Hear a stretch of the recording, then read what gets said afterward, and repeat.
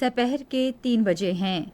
السلام علیکم، یہ ریڈیو پاکستان ہے۔ سمرہ یوسف سے خبریں سنیے۔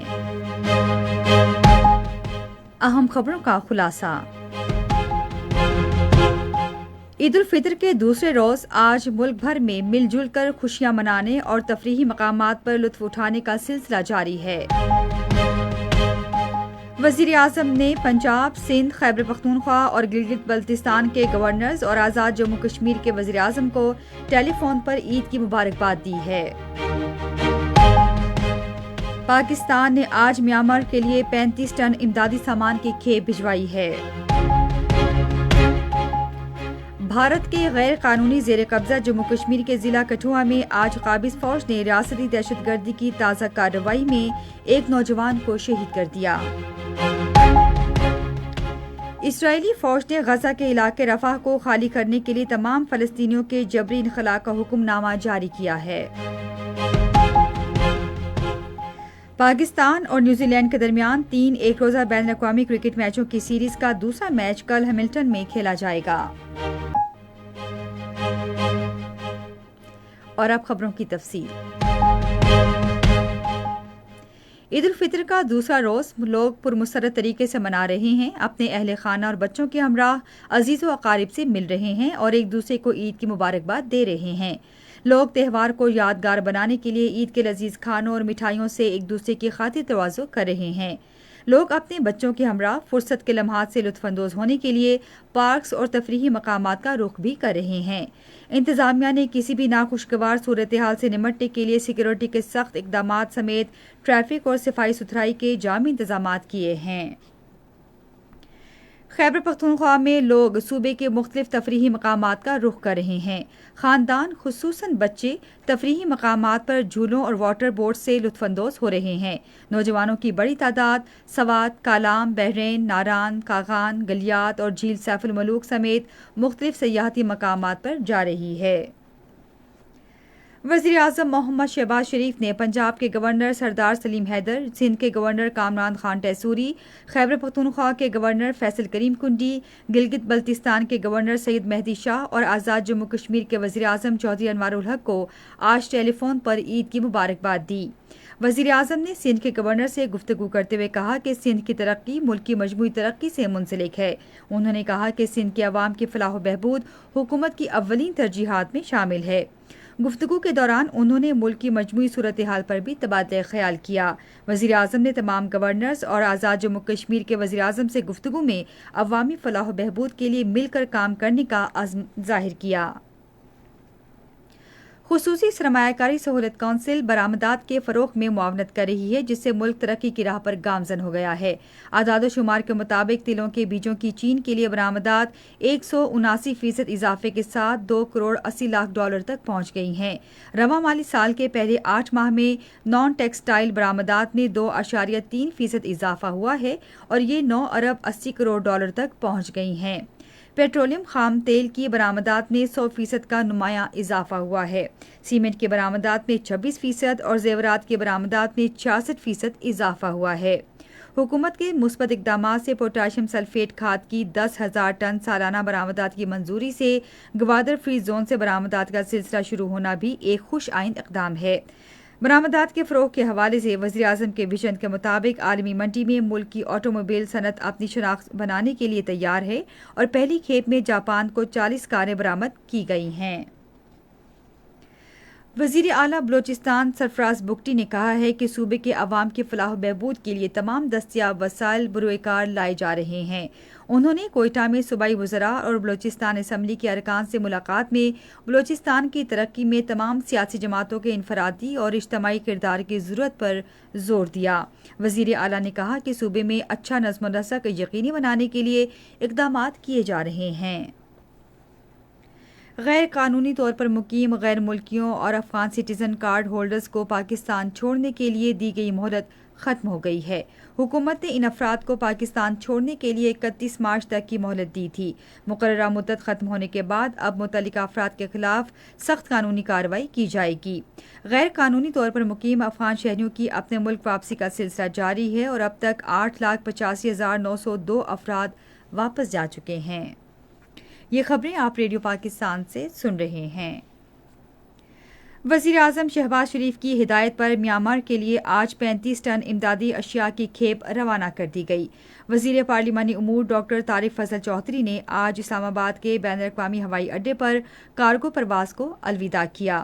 اس امدادی پیکج میں خیمے، کمبل، ترپالیں، پانی، تیار کھانے اور ادویات شامل ہیں جو ینگون ایئرپورٹ پر میانمار حکام کے حوالے کی جائیں گی۔ بھارت کے غیر قانونی زیر قبضہ جموں کشمیر کے ضلع کٹھوعہ میں آج قابض فوج نے ریاستی دہشت گردی کی تازہ کارروائی میں ایک نوجوان کو شہید کر دیا۔ کشمیر میڈیا سروس کے مطابق نوجوان کو ضلع کے علاقے پنجتیرتھی میں محاصرہ و تلاشی کی کارروائی کے دوران شہید کیا گیا۔ اس سے قبل بھارتی فوج نے اپنی وحشیانہ کارروائیوں کے دوران گزشتہ ماہ 5 کشمیری شہید کر دیے۔ کشمیر میڈیا سروس کے تحقیقی شعبے کی طرف سے جاری کردہ اعداد و شمار کے مطابق ان میں سے 2 کشمیریوں کو جعلی مقابلے میں شہید کیا گیا۔ اس دوران کئی نظر بندوں کی غیر قانونی حراست کو طول دینے کے لیے ان پر ظالمانہ قوانین کے تحت مقدمات درج کیے گئے۔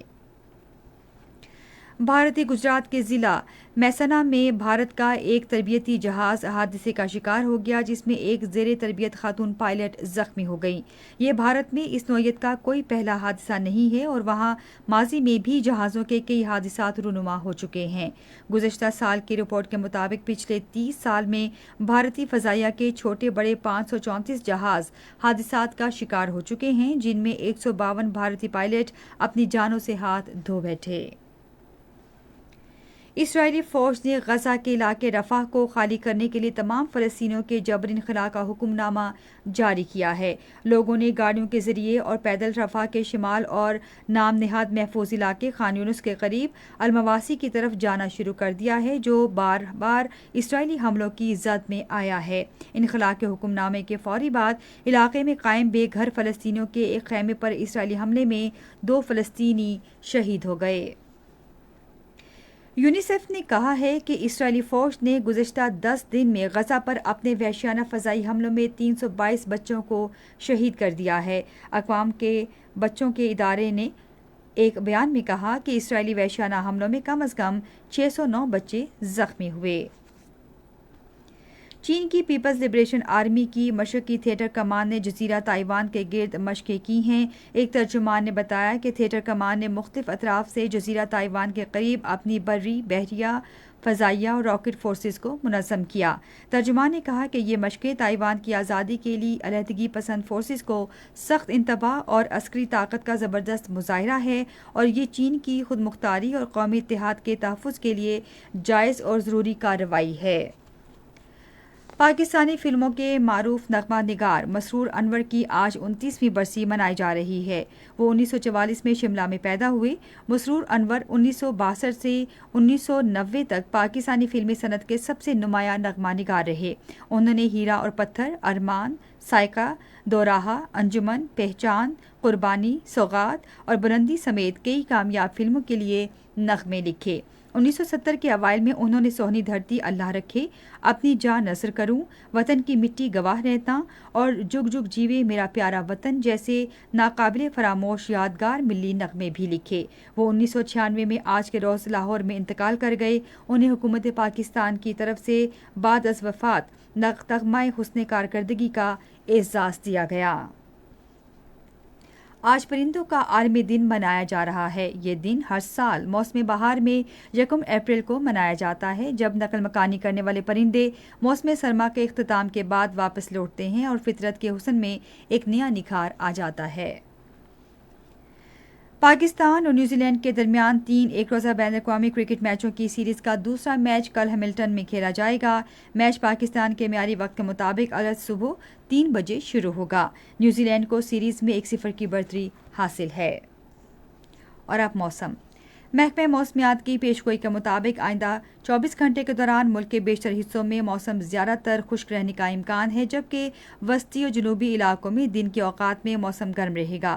تاہم اس دوران میدانی علاقوں میں گرد آلود ہوائیں متوقع ہیں۔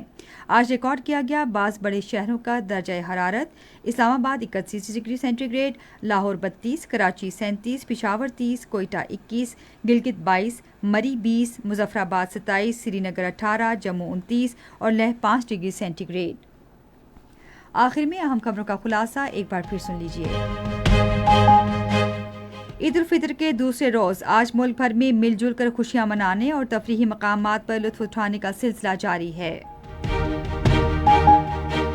وزیر اعظم نے پنجاب، سندھ، خیبر پختونخوا اور گلگت بلتستان کے گورنرز اور آزاد جموں کشمیر کے وزیر اعظم کو ٹیلی فون پر عید کی مبارکباد دی ہے۔ پاکستان نے آج میانمار کے لیے 35 ٹن امدادی سامان کی کھیپ بھجوائی ہے۔ بھارت کے غیر قانونی زیر قبضہ جموں کشمیر کے ضلع کٹھوعہ میں آج قابض فوج نے ریاستی دہشت گردی کی تازہ کارروائی میں ایک نوجوان کو شہید کر دیا۔ اسی کے ساتھ خبریں ختم ہوئی۔ مزید خبروں تجزیوں کے لیے آئیے ہماری ویب سائٹ radio.gov.pk پر اور فیس بک کے link radio Pakistan news official پر براہ راست ویڈیو اسٹریمنگ بھی ملاحظہ کیجیے۔